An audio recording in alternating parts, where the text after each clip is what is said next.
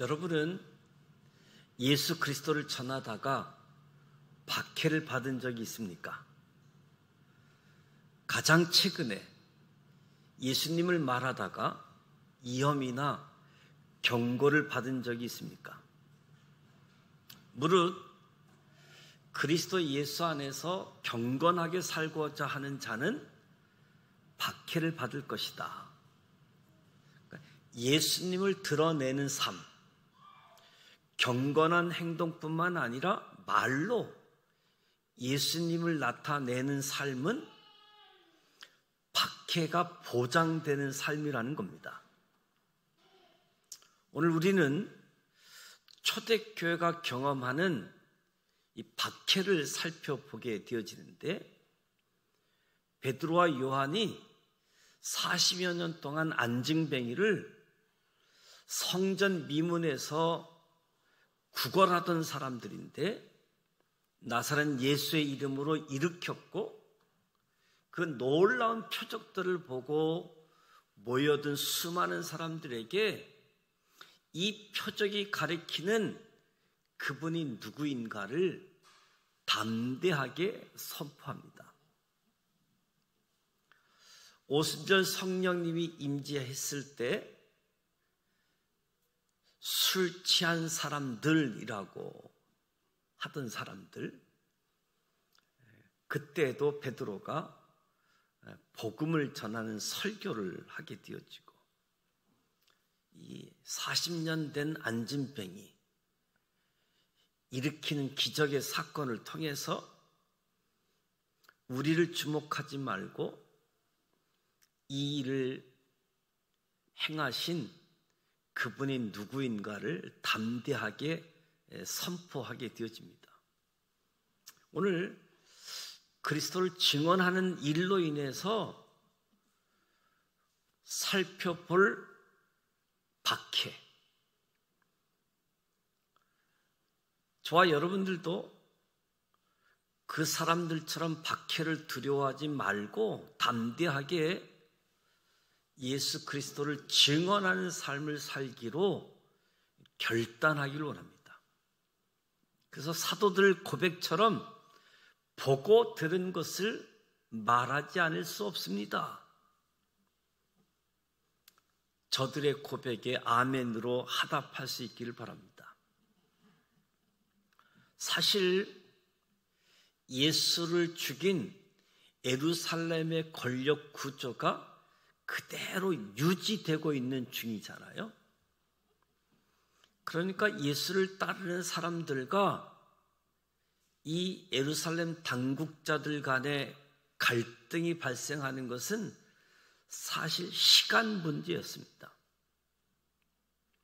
1절에서 4절을 보면 핍박자 그룹, 세 그룹을 이야기하는데, 제사장 그룹, 성전 맡은 자, 사두개인, 이 그룹이 예수님을 핍박하는 사람들의 모습이지요.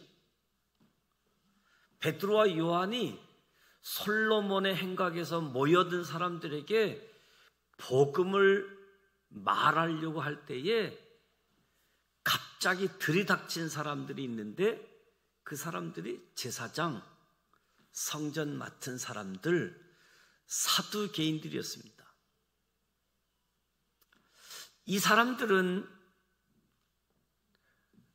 사도가 전하는 복음 전하는 것에 관심이 있어서 온 것이 아니라 예수 안에 죽은 자의 부활이 있다고 백성을 가르치고 복음 전하는 것을 싫어해서 사도들 붙들어 체포하기 위해서 기습으로 들이닥친 이 사도들을 잡는 거지요. 가르치고 전하는 것을 싫어했다. 감정적인 부분들이 들어와 있는데, 사도행전을 보게 되어지면 사도들이 치유하는 자리에서 이제는 가르치는 사역, 복음 전하는 사역으로 이어져 오는 모습을 보지요. 치유 사역에서 가르치는 사역, 전하는 사역. 이 제사장, 성전 맡은 자, 사두개인, 이 핍박하는 그룹들이, 사도들이 죽은 자의 부활이 있다, 이것을 가르치고 전하는 것을 싫어해서 체포하기 위해서 온 거지요. 이들은 불과 몇 주 전에 예수님을 붙잡아서 구속하고 신문하고 로마 재판에 넘겨 예수를 십자가형을 받게 한 사람들이지요. 예수가 십자가에 못 박혀 죽었다, 그것으로 일단락했다고 생각했을 때에 예수님의 제자들이 나타나서 또 가르치고 전하고 있다는 사실. 저들에게 있어서는 골치 아픈 이름이잖아요. 예수. 골치 아픈 이름. 특별히 사도들이 가르침을 싫어했다, 짜증을 냈다, 경노했다. 이 핍박하는 그룹들이 가르침을 싫어했던 이유를 보게 되어지면 자기들이 제사장들인데 제사장들이 성전에서 율법을 가르치고 예식을 집행하는 높은 직책을 맡은 사람들 있잖아요. 그런데 별 볼 일 없는 평민이 성전에서 백성을 가르치다고 하니까 참으로 건방진 사람들 있잖아요. 별 볼 일 없는 사람들이, 우리 제사장들이 있는데, 뿐만 아니라 가르치는 내용도 문제였습니다. 제사장직을 독점했던 사두개인들은 모세오경 외에는 성경을 권위 있게 받아들이지 않았습니다. 또 영혼은 몸과 함께 소멸되기 때문에 부활과 천사도 없다고 믿었던 사람들이 사두개인이지요. 그런데 예수 안에 죽은 자의 부활이 있다니 어떻게 그런 주장을 할 수 있단 말인가? 제사장직을 독점했던 사두개파 사람들. 이제 성경에는 정통한 바리새인, 랍비들과 이 사두개파의 논쟁들이 언급되어지지만 여기 예수의 제자들 별 볼 일 없는 평민들이라고 생각했는데 저들과는 논쟁할 만한 가치도 없는 그저 보통 사람, 평범한 사람인데 예수 안에 죽은 자의 부활이 있다. 그러니까 짜증나고 분노하고 싫어했다는 거지요. 이들이 성전 맡은 자를 데리고 왔다. 성전 맡은 자, 성전 보안 책임자로 제사장 바로 밑에 지위를 가지고 성전의 보물을 지키고 성전의 질서를 유지하는 책임 있는 사람들이라고 할 수 있겠지요. 겟세마네 동산에서 예수님을 체포했던 성전의 경비 대장들, 성전 맡은 자라고 이야기할 수 있습니다. 그들은 베드로와 요한을 붙잡아 체포했고 날이 이미 저물었으므로 이튿날까지 가두었다. 아마도 예루살렘 올드시티 안에 있는 안토니아 요새에 가두었을 것인데 유대인 성전 경비와 로마 병력이 함께 지키는 철동 같은 감옥이었습니다.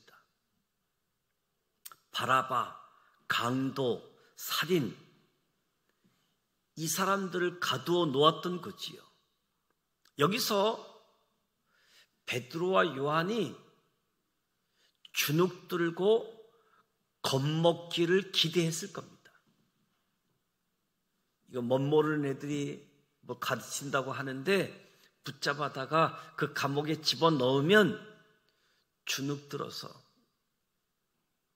두려워 떨 것을 기대했던 거지요. 감옥에서 제자들은 어쩌면 주님이 체포당하셨던 그 밤을, 그리고 그때 말씀하신 것을 기억했을지도 모릅니다. 종이 주인보다 더 크지 못하다 한 말을 기억하라. 사람들이 나를 박해하였은즉 너희도 박해할 것이요, 내 말을 지켰은즉 너희 말도 지킬 것이라. 제자들은 그 말씀 그대로 박해를 받았습니다. 예수님을 체포하고 감금했던 이들이 예수님의 제자들, 예수님의 증인들을 똑같이 체포하고 감금한 거지요. 하지만 예수님께서 내 말을 지켰은즉 너희 말도 지킬 것이다 말씀하셨던 것처럼 제자들이 박해를 감수하고 담대하게 선포하는 말씀을 듣는 사람 중에 믿는 자가 생겼습니다. 그것도 남자의 수가 약 5천이나 되는 사람들, 구원받는 사람들이 날마다 더해졌다라고 이야기하는 거지요. 여자를 포함한다라고 한다면 숫자가 꽤 많겠지요. 당시 예루살렘의 인구가 한 5만 명 정도 되었을 것이다. 그리고 3대 명절 절기 때에는 디아스포라 유대인들도 예루살렘을 방문하는데 이 방문자 수가 한 3만 명 정도 추정하고 있는데요. 그러니까 예루살렘 도시에 사람들이 많게 되어질 때는 한 8만 명 정도까지 추산을 할 수 있는데, 일반적인 평상시에는 5만 명 정도. 근데 예수님 이 당시 명절이었으니까 그렇다라고 할지라도 3,000명, 5,000명이 믿었다. 엄청난 숫자가 아닐 수 없는 거지요.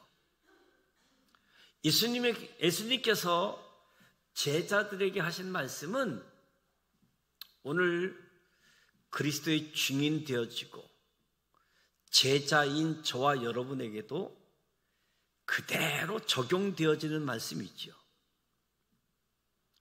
우리가 따르는 예수님이 박해를 받으셨기에 우리도 박해를 받을 것이다. 저와 여러분은 복음을 전함에 있어서, 예수를 가르치고 전함에 있어서 박해를, 핍박을 감수할 수 있어야지 된다는 거지요. 세상 사람의 비방이나 조롱을 당연한 것으로 받아들일 수 있어야 된다. 베드로가 후에 그리스도인들에게 말합니다. 사랑하는 자들아, 너희를 연단하려고 오는 불시험을 이상한 일 당한 것과 같이 이상히 여기지 말고 오히려 너희가 그리스도의 고난에 참여하는 것으로 즐거워하라. 연단하려고 오는 불시험을 즐거워하라. 이상히 여기지 말라. 이는 그의 영광을 나타내실 때에 너희로 즐거워하고 기뻐하게 하려 합니다. 그리스도로 인하여 박해를 많이 받은 바울도 우리가 그와 함께 영광을 받기 위하여 고난도 함께 받아야 할 것이라고 말씀합니다. 주님께서 지금도 우리의 증언을 통해 믿는 자들을 날마다 더하게 하신다. 그러기에 복음과 함께 고난을 받으라라고 말씀하고 계시는 거지요.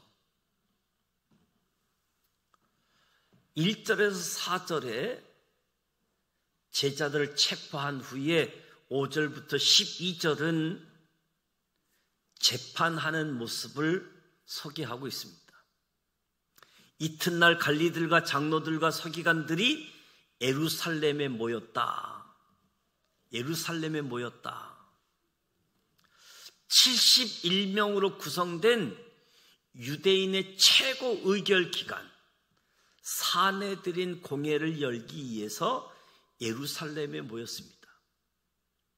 71명으로 구성되어진 사내들인 공회, 오늘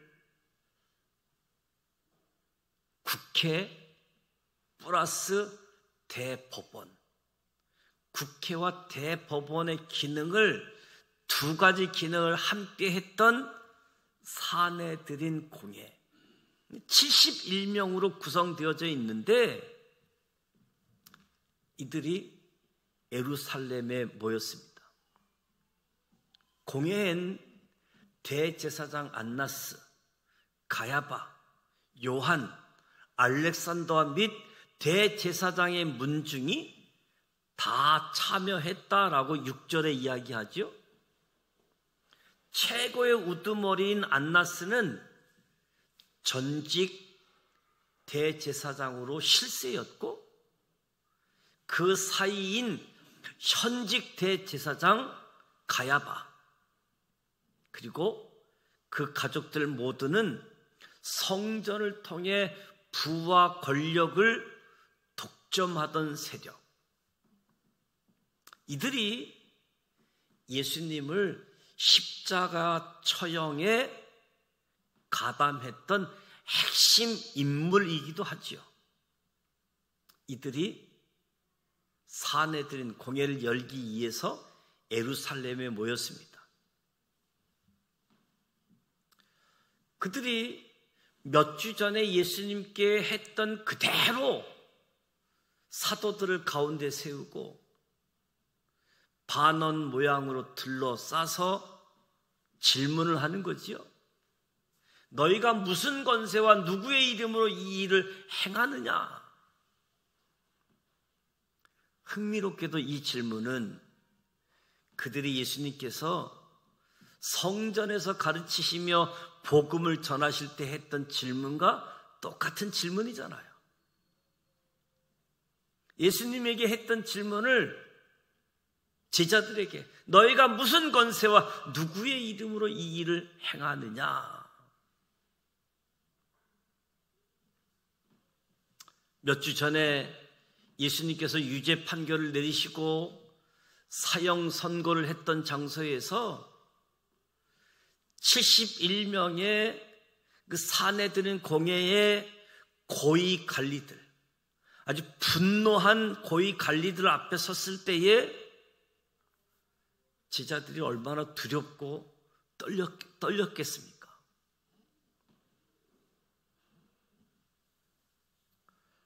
그때 제자들은 예수님 하신 말씀을 떠올랐을 겁니다. 사람이 너희를 해당이나 이정자나 권세 있는 자 앞에 끌고 가거든 어떻게 무엇으로 대답하며 무엇으로 말할까 염려하지 말라. 마땅히 할 말을 성령이 곧 그때에 너희에게 가르치시리라. 정말로 성령님이 예수님께서 하신 말처럼 베드로에게 할 말을 가르치십니다. 그래서 8절에 베드로는 성령이 충만했다. 성령이 충만했다. 백성의 관리들과 장로들아. 베드로는 자기 앞에 있는 사람들을 아주 존중하는 표현을 사용해서 백성의 관리들과 장로들아. 그리고 그들의 질문을 조정해서 오해를 바로잡습니다. 만일 병자에게 행한 착한 일에 대해서 이 사람이 어떻게 구원을 받았냐고 질문한다라고 한다면 우리는 죄가 없다라고 확실히 선언할 수 있고 우리가 행한 일은 착한 일이다. 안식일 날 행한 것도 아니고 율법을 어기면서 한 것도 아니고 이 40여 세나 된 병자, 안진뱅이, 이 사람이 병 나은 사람, 이것은 참으로 선한 일이지 않느냐, 착한 일이지 않느냐, 죄도 없고 착한 일을 하지 않았느냐. 그러면서 그들이 물었던 질문을 답을 합니다. 무슨 권세, 누구의 이름으로 이 선한 일을 행했는지를 설명하는 거지요. 이 사람이 구원받은 것, 육체 질병에서 치유됐을 뿐만 아니라 영적으로 새롭게 된 구원은 바로 그분의 권세, 그분의 이름으로 되었다.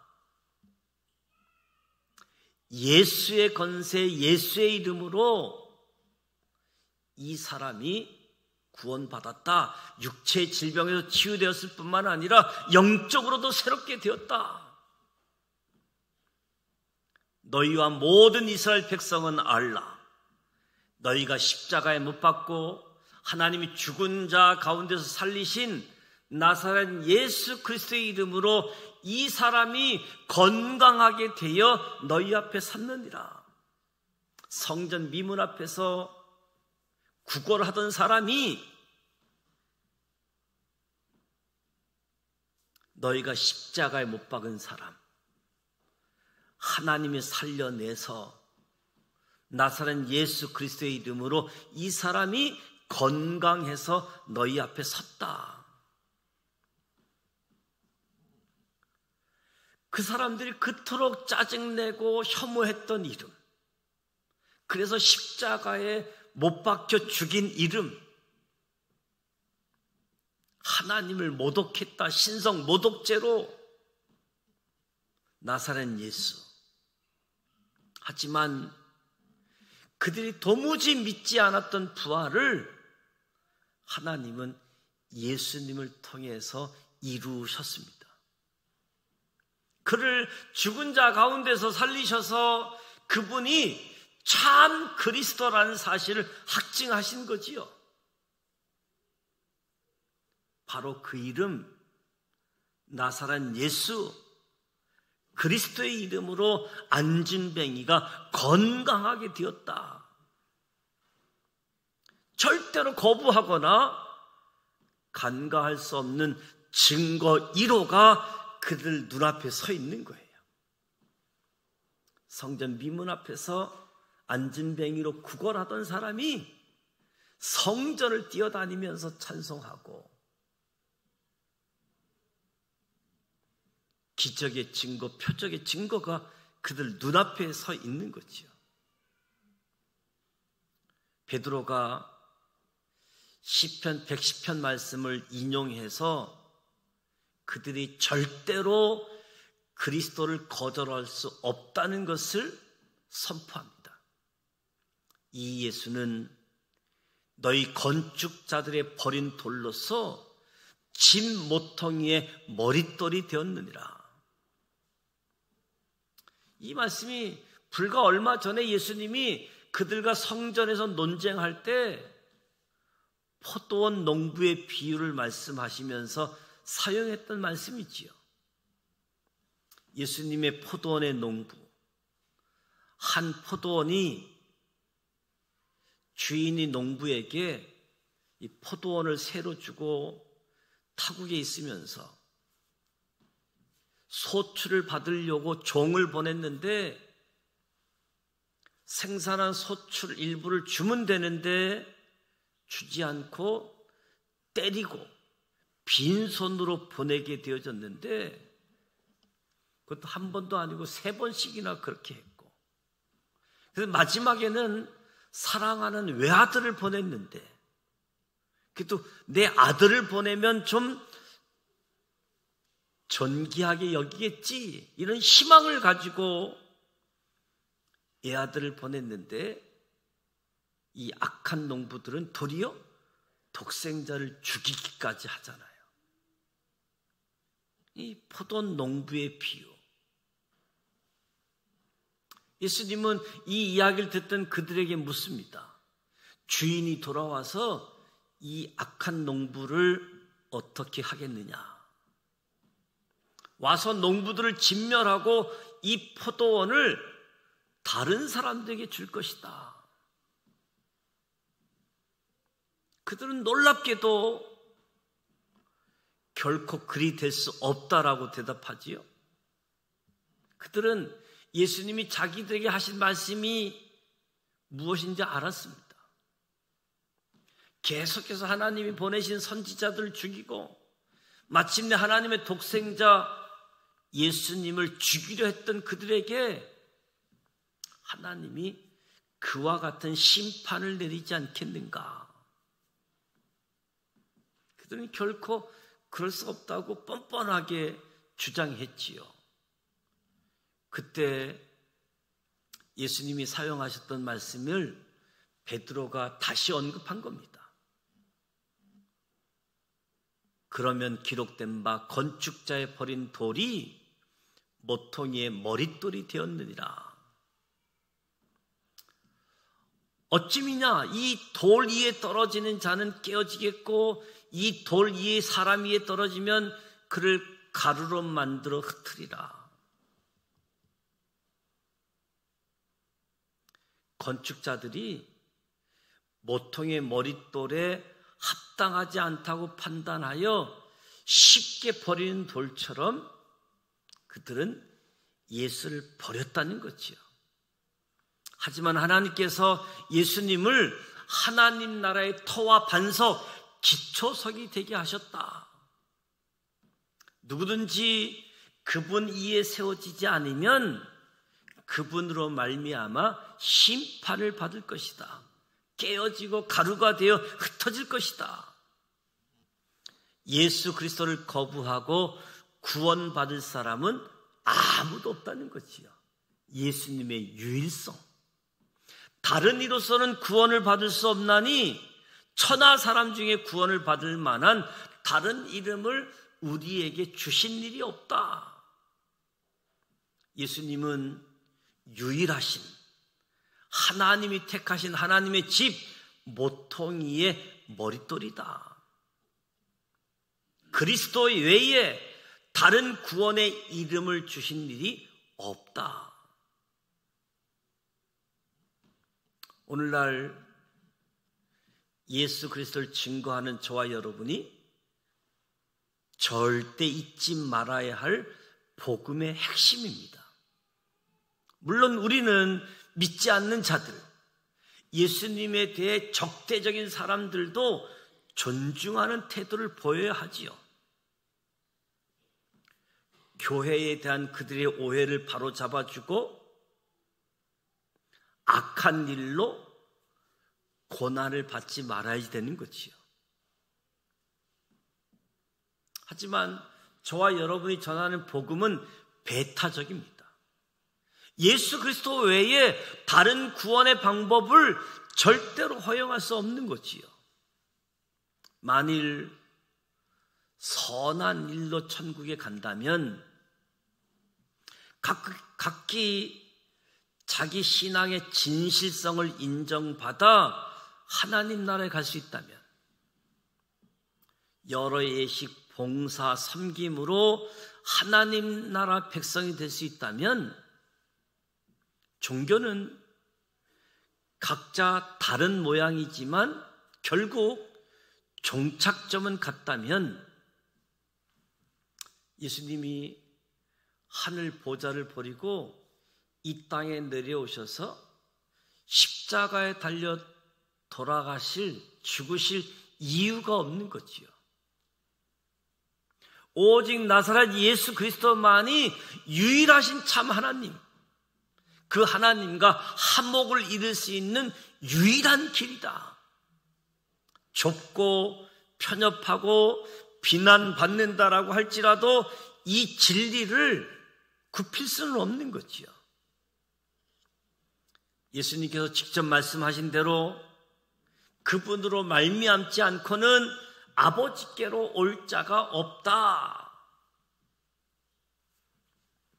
예수님의 유일성을 이야기합니다. 독생자 예수 그리스도, 하나님의 어린 양으로서 세상 죄를 지고 십자가에 달려 죽으신 분, 예수님 외에는 아무도 없습니다. 그러니까 저와 여러분은 확신을 가지고 담대하게 이 진리를 선포해야지 되는 거지요. 하나님께 나아가는 유일한 길, 참 진리, 고귀한 생명이신 예수 그리스도를 전파해야지 됩니다. 베드로와 요한이 예수님이 체포되었던 그곳에서, 재판받던 그 자리에서 그 상황 환경을 생각하면 얼마나 두렵고 떨렸겠습니까? 그럼에도 불구하고 담대하게 예수님의 유일성을 증거한 모습들을 보게 되어지죠. 그래서 13절에서 22절 말씀을 보게 되어지면 판결에 대해서 나오는데, 하나님의 말을 따르는 게 낫느냐, 너희의 말을 듣는 게 낫느냐 판단해봐라. 누구의 말을 따르는 것이 나은가? 이 사내들인 공회에 모인 사람들은 당황했습니다. 이 베드로와 요한이 학문 없는 그냥 평범한 사람으로 알았다가 이들이 담대하게 말하는 것을 보고 이상하게 여겼던 거지요. 유대인으로서 기본 교육, 히브리어 읽기, 쓰기, 유대 역사, 경전, 암송, 이 기본 교육을 받았지만 유명한 랍비에게 고등교육을 받은 적이 없는 이 사람들이 이 대학자들 앞에서, 제사장 사두개인들 앞에서 자신감 가지고 담대하게 이야기할 것은 상상도 못했던 거지요.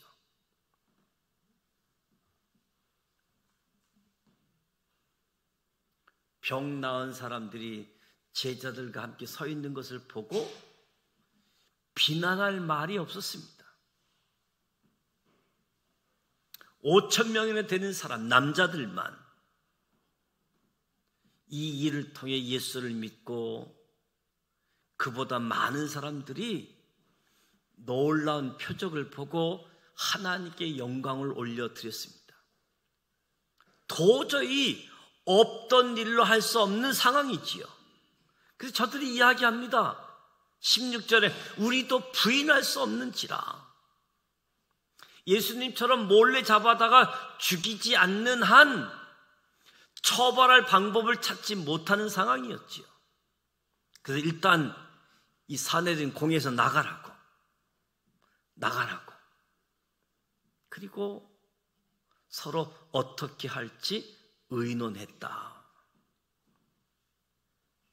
그래서 그들이 공회에서 의논한 내용은 더 이상 예수의 이름이 민간에 더 퍼지지 못하게 막으려 한 거지요. 더 이상 그리스도의 이름으로 아무에게 말하지 못하게 하자고 17절에 결의를 합니다. 흥미롭게도 그들은 예수님의 부활 소식을 무덤을 지키는 병사들에게 들었을 때 똑같은 일을 했잖아요. 돈을 주고 거짓을 민간에게 퍼지도록. 그런 일 없다고. 진리를 거부하는 사람들은 대부분 진리를 이해할 수 없기 때문에, 또는 도저히 믿을 수 없기 때문에 거부하는 것이 아니라 사실은 믿고 싶지 않기 때문에 거부하는 겁니다. 저와 여러분이 진리를 다 이해해서 믿는 건 아니잖아요. 많은 사람들이 믿고 싶지 않기 때문에 거부한다는 거죠. 공회에서 나가라고 해놓고서 다시 베드로와 요한을 공회 앞으로 불러옵니다. 그리고 경고합니다. 도무지 예수의 이름으로 말하지도 말고 가르치지도 말라. 베드로 요한이 담대하게 대답합니다. 하나님 앞에서 너희의 말을 듣는 것이 하나님 말씀 듣는 것보다 옳은가 판단하라. 우리가 보고 들은 것을 말하지 아니할 수 없다. 유대의 최고의 법원, 이 산헤드린 공회 앞에서 담대하게 그들이 이업을 하고 그들이 경고를 함에도 불구하고 겁먹지 않은 모습을 봅니다. 가장 높은 곳에서 살아있는 자와 죽은 자를 심판하실 이께서 그리스도의 이름으로 말하고 가르치라고 명령하셨는데 그들이 직접 예수 그리스도를 만나고 보고 듣고 만지고 경험한 사람들인데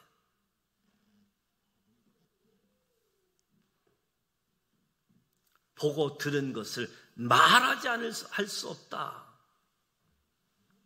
오늘 저와 여러분도 역시 그 이름을 말하지 않을 수 없지 않습니까? 주님께서 내 증인이 되라. 내가 너에게 분부한 모든 것을 가르쳐 지키게 하라 명령하셨잖아요. 그리스도를 믿는 우리는 성령을 통해 날마다 믿음으로 예수님을 보고 듣고 경험하고 있습니다. 어떻게? 우리가 보고 들은 그 이름을, 우리를 구원하신 예수님의 이름을, 하나님이 우리에게 주신 유일한 구원, 생명 되신 예수님을 말하지 않을 수 있겠는가? 어떤 핍박, 경고, 이업이 있어도 결코 그럴 수 없는 것이요. 오늘날도 선교 신문 기사에 따르면 많은 그리스도인들이 신앙 때문에 목숨을 잃고 교회가 공격당하고 있는 소식을 듣습니다. 전 세계에 3시간에 1명꼴로 순교하고 1시간에 1개 이상 교회가 공격당한다는 뉴스가 있습니다. 지금도 북한 땅에 직접 선교, 간접 선교, 이 선교하다가 북한에 억류된 한국인 선교사도 지금 3사람 있잖아요. 이면수 목사님은 기적적으로 풀려나와 있지만 아직도 억류되어져 있는 선교사들이 있다고요. 이런 소식을 들을 때마다 저와 여러분은 신앙의 자유가 있고 복음을 마음껏 전할 수 있는 환경을 주신 하나님께 진정 감사해야지 됩니다. 하지만 정작 이 편안한 환경에서 우리가 얼마나 복음을 담대히 전하고 있는가? 어쩌면 조금 불편하다고, 거절하고, 비방, 조롱이 두렵고 싫어서 예수님의 이름을 말하지 않고 있는 모습은 아닌가? 우리는 게으름을 버리고 두려움을 내어쫓고 담대하게 바울처럼 말해야지 됩니다. 내가 복음을 전할지라도 자랑할 것이 없음은 내가 부득불할 일입니다. 복음을 전하지 아니하면 내가 하가 있을 것이로다. 저와 여러분이 이 땅에 존재하는 이유는 그리스도를 전하는 것입니다. 그리스도를 전하는 것이 이 땅에 존재하는 이유이지요. 그래서 오늘 말씀을 통해서 우리가 보고 들은 것을 말하지 아니할 수 없다. 이 사도 바울의 고백에 아멘으로 응답하면서 보고 들은 것을 예수님의 유일성, 담대하게 가르치고 복음 전하고 예수님의 이름을 치유하는 이 일에 동참하실 수 있기를 주님의 이름으로 축복합니다. 이 사순절 절기에 이러한 은혜가 우리 모두에게 주어지기를 원합니다.